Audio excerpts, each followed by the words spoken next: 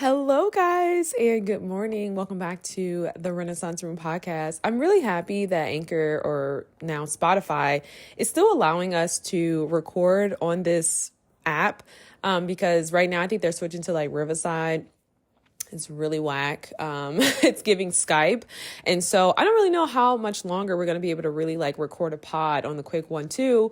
But I just got off of Instagram. You can consider it something like a deep dive, dark hole, right? You guys know that we sometimes spiral when we go online, but honestly, it was pretty cool looking at Instagram and assessing it from a more different perspective. So I kind of just wanted to come on today and actually talk about influencer culture and just kind of talk about how Black women, two Black women specifically, have revolutionized the way we see Black celebrities and Black influencers and certain aspirations. So I know this pod is going to be somewhat all over the place because before I started recording, I had to first of all reset the password to get into the login. And then I had to kind of just sit and brainstorm some of my ideas and get them out of my head and just into thin air.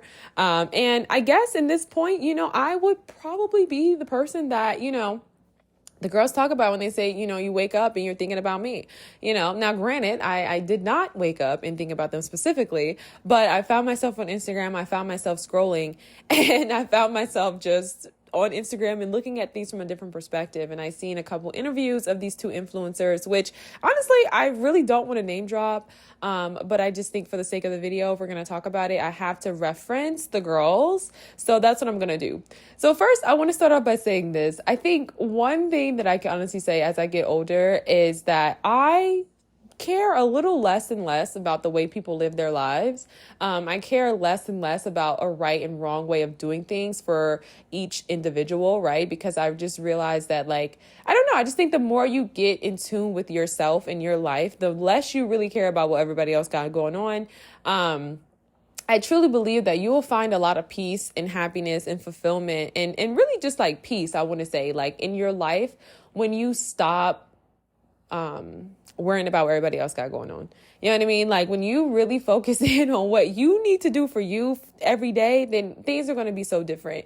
I do believe that is really the dangerous consumption of social media. Is a lot of times we either take people's lifestyles and we'll find ourselves aspiring to said lifestyles, or we'll find ourselves in a space where we just stop handling the business in our day-to-day life because we're trying to live a certain type of lifestyle, or we think that it's going to come to us, or, we just kind of start to shift from our goals and our realities. It's really unfortunate. I will say this too, just kind of addressing some of the negative aspects of influencer culture and just kind of how these influencers who have such a huge impact on women and on the Black community today are very quick to be a lot of times very demeaning, very degrading, very belittling, which in part I can't really blame them. I mean, they receive a lot of criticism. Like I said, these are really the two main pioneering influencers, especially in this specific sector of entertainment. So definitely can't blame them for, really gathering people, because I feel like I would only imagine that they would experience a lot of criticism. So there's that on that. But I want to kind of address this thing of like being average. And I was sitting here thinking about, what does it mean to be average? And me personally, I've just never really felt that. I think even if people, may be able to judge my life and say, oh, this person is average. I mean, I don't know. I just never felt that. I think for me, it was just like, what does that even mean? Right? Average in terms of what, right? What is the basis? What is the thing in which you're measuring to say that I am average? You know what I mean? And it was always really like a matter of a certain type of aesthetic or things like that. But, for me personally, I just don't think it's realistic. I think, in life, you acquire more stuff, more skills, more knowledge, more money as you go. So for a lot of people, when you're just starting out in this life thing, right, you're not going to have certain things because that's just not realistic. You haven't really, built up the skills and the credibility or even the knowledge to be able to go and acquire said material goods. So at the end of the day, you're just not going to be living that life. You know what I mean? And that's just kind of like the reality. So when people say, oh, you're average, I just think that it's just nothing more than a derogatory term used comparatively.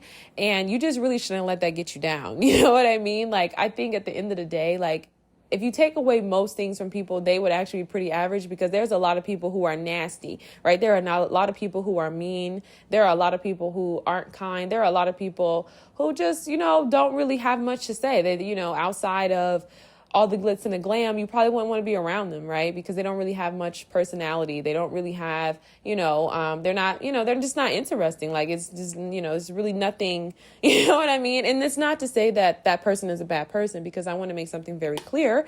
Give me just a moment as I sip some of my water. The reality is that our experiences shape us, right? Our personalities are developed from our earlier experiences. And so when we come into this place and we start to compare one another, especially from a derogatory standpoint, and say, oh, this person is average because they don't have X, Y, and Z, or they don't look like X, Y, and Z, it's really blindsided. And life is a lot more complicated than that. I think about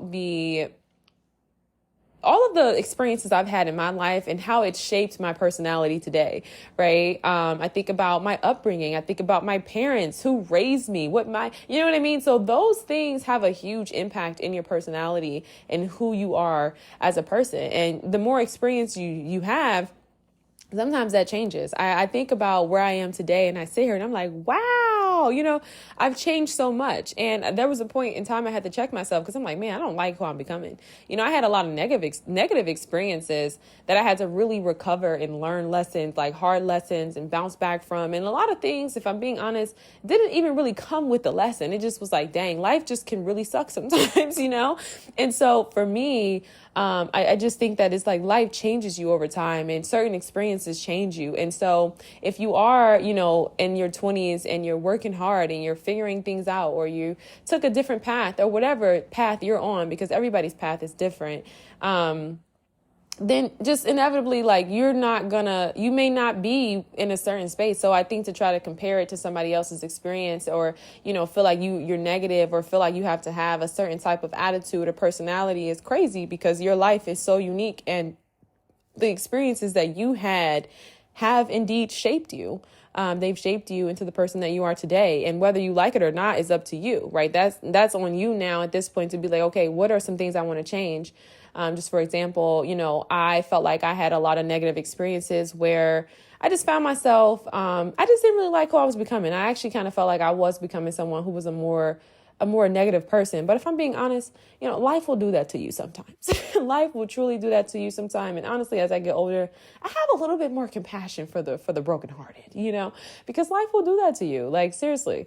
So, we all go through it. It's ebbs and flow. But just to get into this, I kind of wanted to kind of break down, like, in low key, I feel like from all the talking that I just did before recording, I don't think this is going to be a long pod, because I just kind of feel like I already did the breakdown.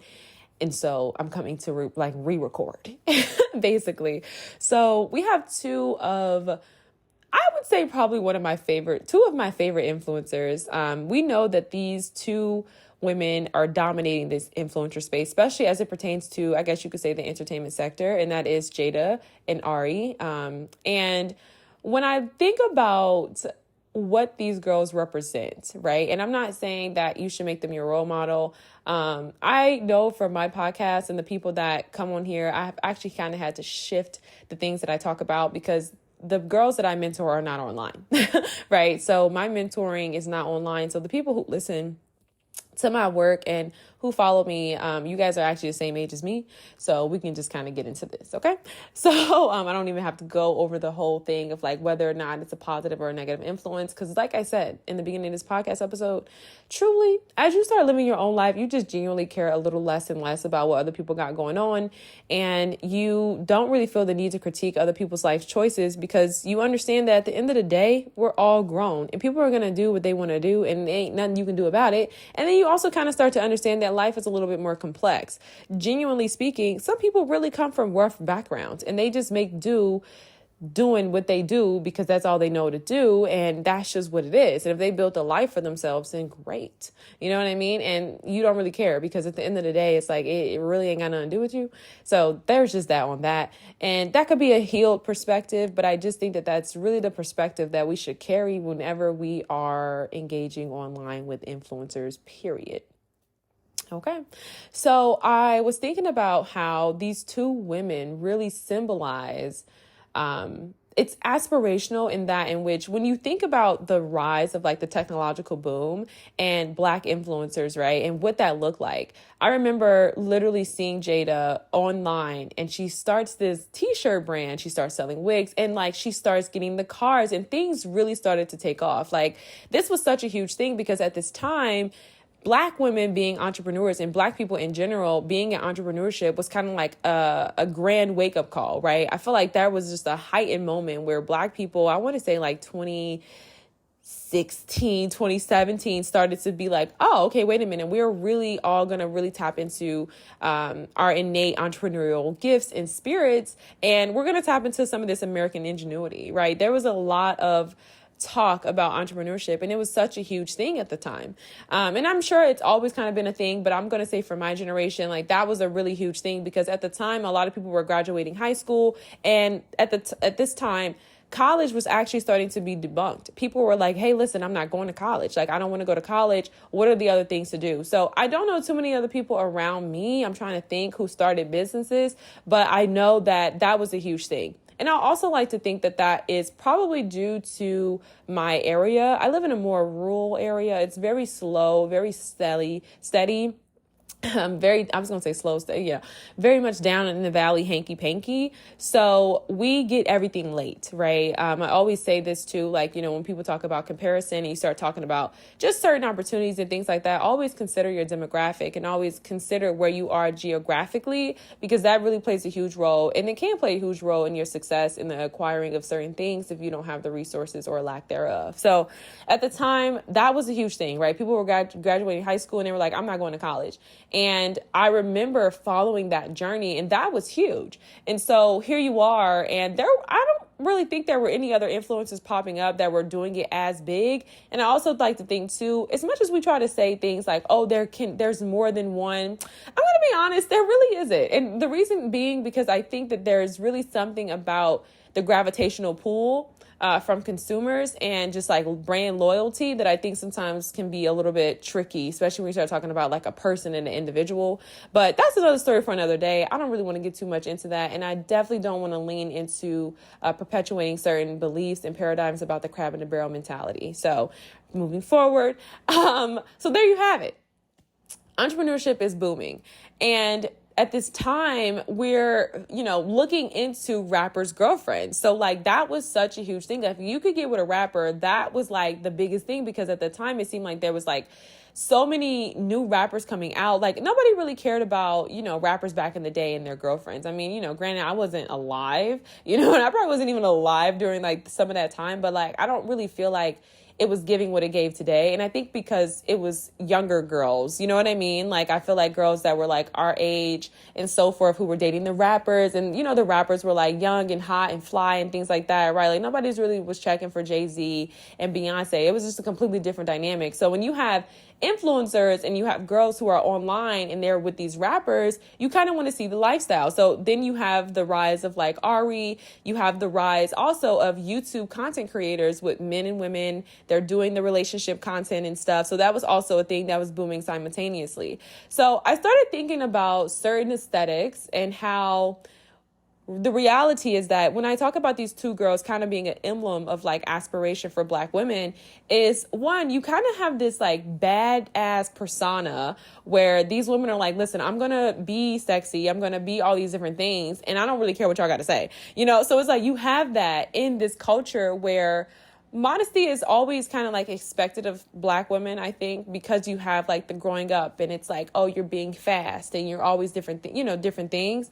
I would definitely say for myself, I can't really say that I personally, just to kind of sidebar for anybody listening, me personally, I've never really cared to just be someone who's just like very like showing everything. Like I've just never really been that type of girl.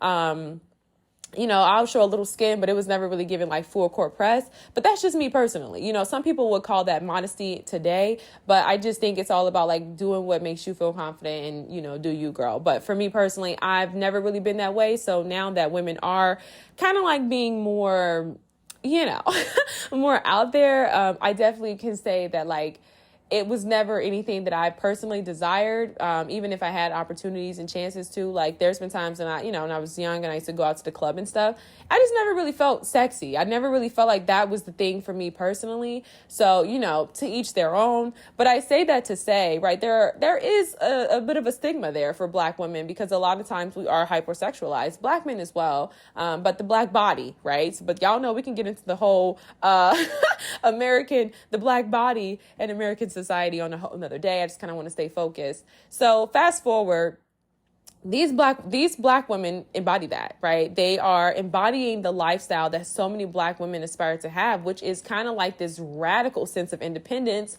wealth, motherhood, right? And you kind of have this this kind of like bonus of like dating the cool guys, dating the guys that, you know what I mean? Like, you may, you know what I mean? Like, it's like a high school, it's like a high school fantasy, right? It's like a high school fairy tale love story type of thing. And I think that's probably one of the things about celebrity culture, is that you really do live this lifestyle so adjacent from normality.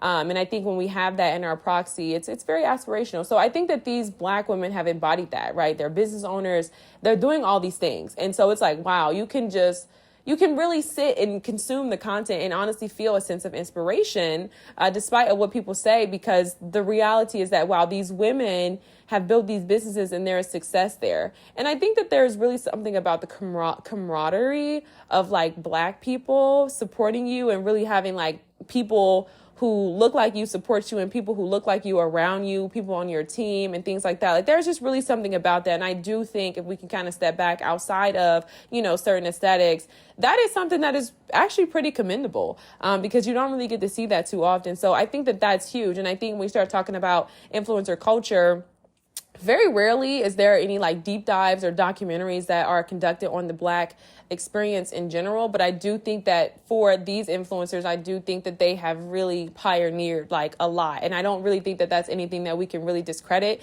So, I just kind of want to say that, because to be honest, I think it's really dope what they've done.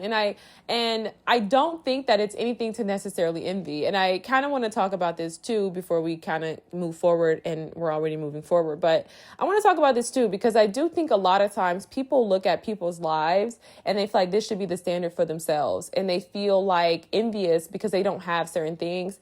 You can't give up on yourself. When we start talking about, aspirations, and we start talking about something being inspirational, you got to take what's in your bucket. You got to take what's in your backpack, and you got to take what's in your life and the gifts and things that, God has given you. And you have to go forward, and you got to bring that thing into fruition, right? You can't give up on yourself. You're unique. It's not even going to look nothing like that.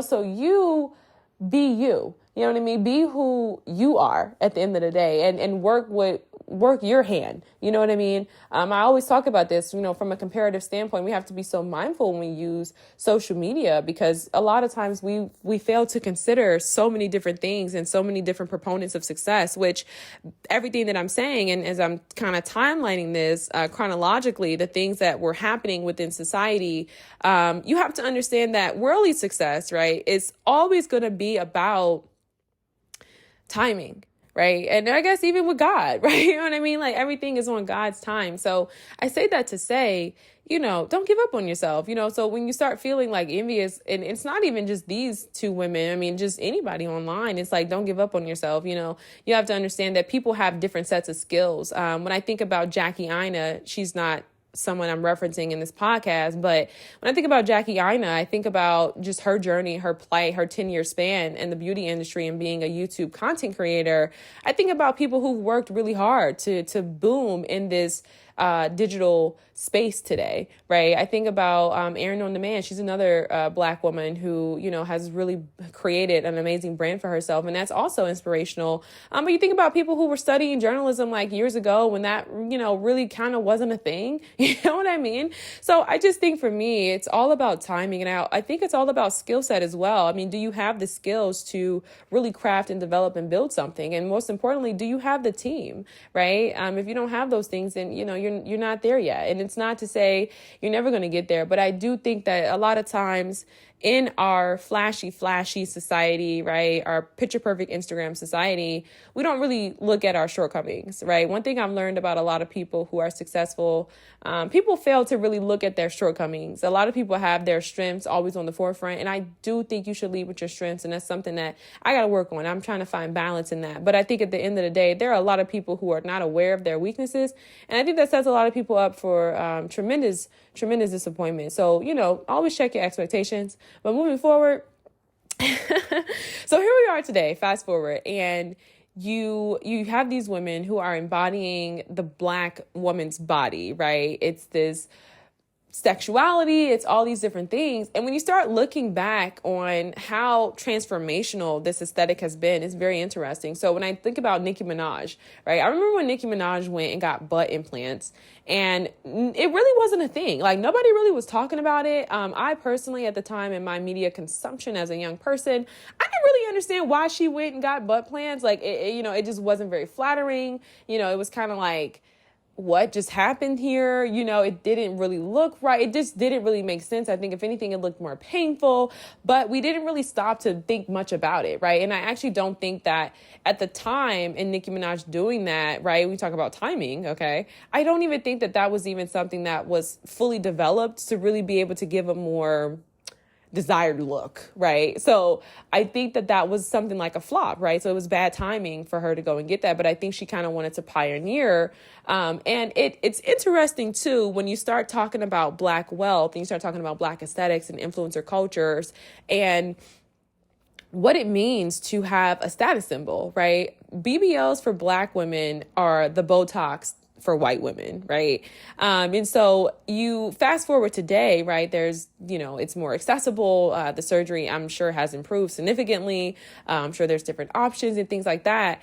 And you start to kind of notice how the reality is that for a lot of the Black women who actually invest in this certain type of aesthetic, their income actually seems to increase, right? Now, I don't want to say that this is something that is proven. And I do hope to one day be able to actually garner some statistics, because I actually do believe that this could have a significant impact. And I don't know if it's the confidence of fitting more into a caricature of like the Black woman's body, right? I don't know if that's what kind of, protrudes this sense of confidence for a lot of the Black women who do undergo this surgery.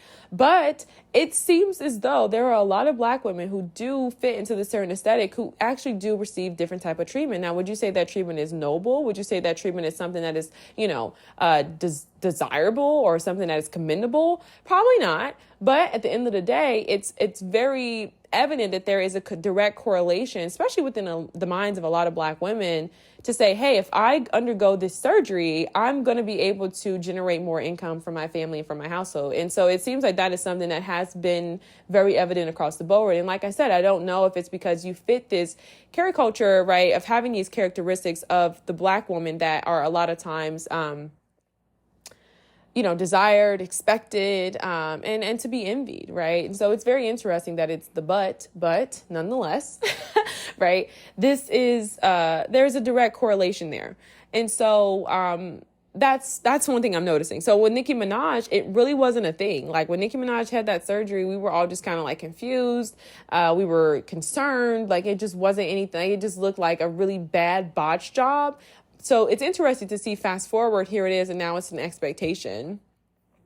So I'm very interested into this. But when I think about what it is that makes these women so aspirational, in spite of, whatever, like I said, I think it goes back to just kind of like embodying being this young Black rich kid. You know what I mean? Being this young Black, adult who has income and who's able to shop, and you know what I mean? So I think it kind of just fits a lifestyle of like leisure in a very unique way that is tailored specifically to Black women and to a lot of Black women who may come from similar backgrounds.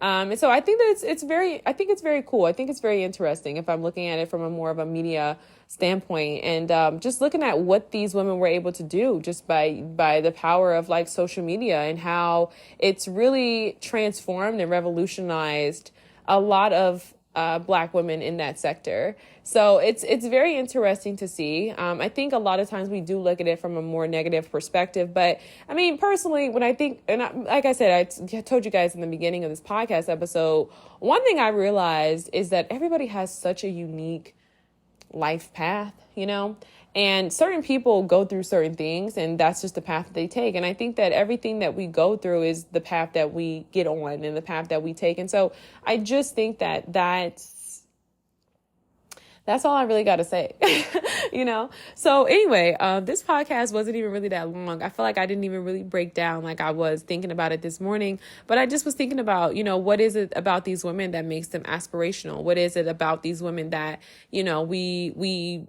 we commend, right? And so I think that that's kind of really what it boils down to. And then I think we start talking about, certain aesthetics and things like that, or, behaviors or whatever. I would say that one thing that has been a constant trend, or I'll say rather, one thing that has been on a constant decline is the level of expectation for certain female rappers, right?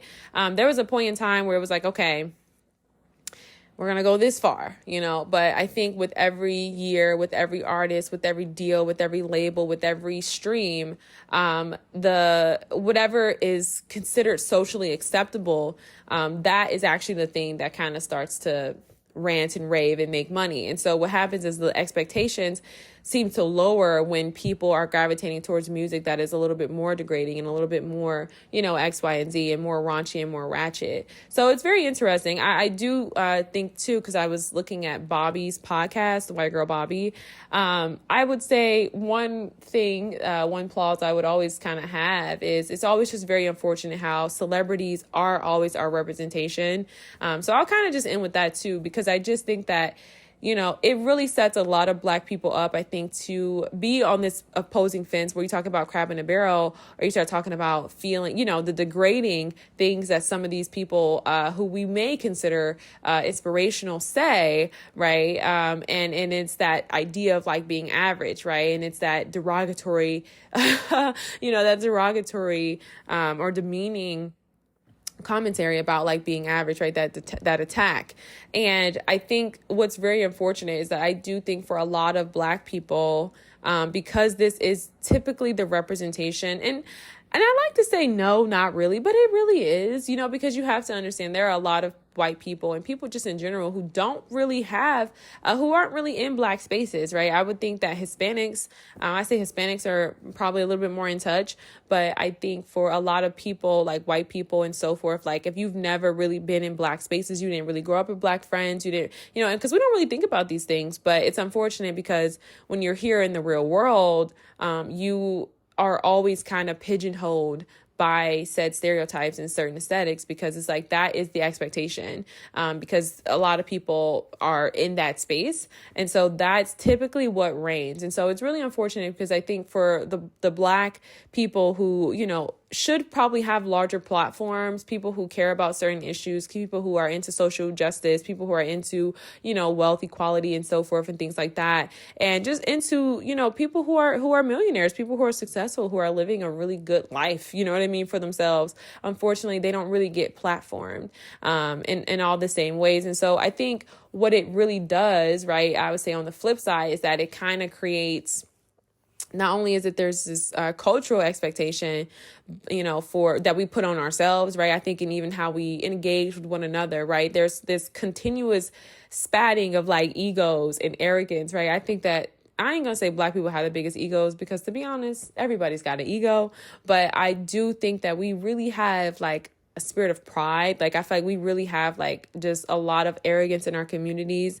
That is the heart thing that really, leads and drives us to just harm one another, right? In a lot of different ways. It drives out collaboration a lot of times. And so it's unfortunate, but I think that, again, like I said, I think the reason why these women were able to acquire and embody such large platforms for the time frame that they have done, in spite of, right, and I wouldn't even say bad behavior, but, calling people average and broke and things like that.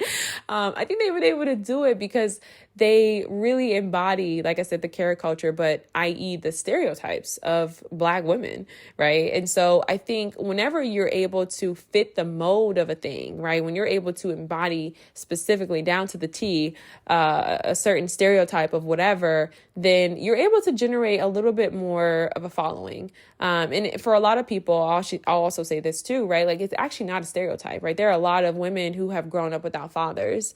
There are a lot of women who have grown up with single mothers who, whatever the case may be. And, these women actually have not been taught certain things, right? Self-worth, esteem, respect, these certain things. And so, that then kind of becomes a standard. And there's a lot of people who can actually relate to that. So I do think that's why we continue to uphold certain things, because I think even in spite of, whatever the case may be, we're like, okay, this is still relatable to a lot of people. So I think that's why certain things prevail within our communities. But yeah, and so, it's unfortunate though, like I said, because, there are a lot of people who should be platformed who have some really interesting things to say, or, some very revolutionary things to say. But I actually don't want to get too far into the conscious talk, because y'all know how we'll do. Y'all know we will veer. But yeah, so yeah. And so I think when you start talking about this idea of there only being one, I think that a lot of times that comes because the vast majority of people, right, the vast majority of Black consumers actually can only really relate to the one person who's coming out with X, Y, and Z, even if that person is perpetuating certain stereotypes and, storylines and ideas or whatever, that they actually haven't even lived themselves, right? But it's so many Black people can relate to that. So many Black consumers can relate to that. So when you have someone who may be coming out saying something different, or who may be, a little bit adjacent, or who may be of a different version or a different aesthetic, but it's still Black in body, right? Evidently, who's still Black, right? Then it's going to be really hard to garner certain audiences, because the vast majority of your consumers relate to this specific type of narrative. So I think in terms of numbers, to think bigger and to say, well, you can't garner your own audience or X, Y, and Z. It's not to say that, but I do think we kind of have to start looking at the disproportionate amount of numbers, and the disproportionate amount of people who actually can relate to a lot of the Black stereotypes, and people who really do fall into that. And so I think it gives them a sense of hope. I think instead of looking at it from a more journalistic or even like a media point of view, right? Economics, I think that it may actually kind of represent a lifestyle that they would hope to embody, and hope to come up out of, certain environments and things like that. And so, yeah, I just think that that's kind of like the reality. And so I think you have a lot of people who may not actually be able to relate to that and may not be average, but because they cannot fit into the stereotype, which is the standard, then they kind of fall on the wayside and we don't really pay them any attention, and they are then classified as average because they don't fit into the certain Black mold.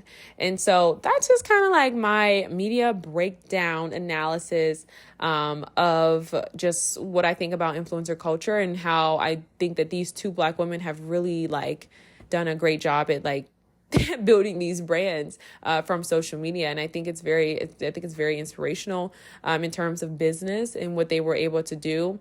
And again, I think that you also have to keep in mind, I am considering this from a more mature perspective. I'm not looking at this a certain lifestyle or anything like that. But I do think that it's, for a lot of celebrities, I think that they exist in a time capsule.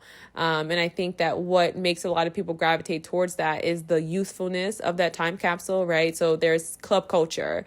There's this, carefree type of life where we talk about responsibilities and they're there, but they're handled in such a lighthearted way. And there's, all these different things. So I think that that's also what makes people gravitate towards it as well, because for a lot of people, you grow, right? You grow up and you show up in the world and you conduct yourself a certain type of way, and so it's very it's very comforting to be able to go online and enter into this time capsule of this period in your life where you were really able to kind of just like wild out and have a great time. So I think that those are just kind of some of the main things, like I mentioned, that I think bring about this inspiration and aspiration. And I don't think that it's neither good or bad. That's definitely not the purpose of this podcast episode. But again, just kind of wanted to get on here and share.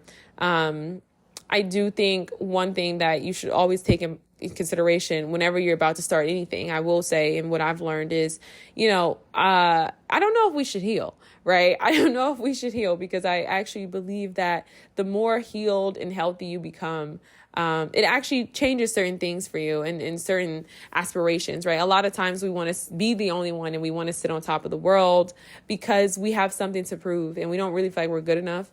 But the reality is that, like, the more you heal and the more you become whole, you still have your aspirations, you still have your desires, you still have your goals and things like that, and even your own individual dreams. But I can honestly say it doesn't look anything like this attainment of like celebrityism, And if it was to come about in your life, you understand that this was merely due to the fact that people have gravitated to this work and it brought about a sense of value to people. So that's just interesting, just to kind of break that down. But I hope you guys are having a great day. It was so fun doing this podcast episode. I have not done one of these in so long. And I told you I had to reset the password. I didn't really know what it was going to give. So I'm really happy this worked out. I'm so grateful for the people who stream this podcast on Spotify. Shout out to Spotify. Like, I know I was kind of dissing them in the beginning, but shout out to Spotify. Like, that's really cool. Make sure you guys rate the pod, check out old episodes, see the growth, see the progression, and we'll talk soon. Check out my YouTube. Bye.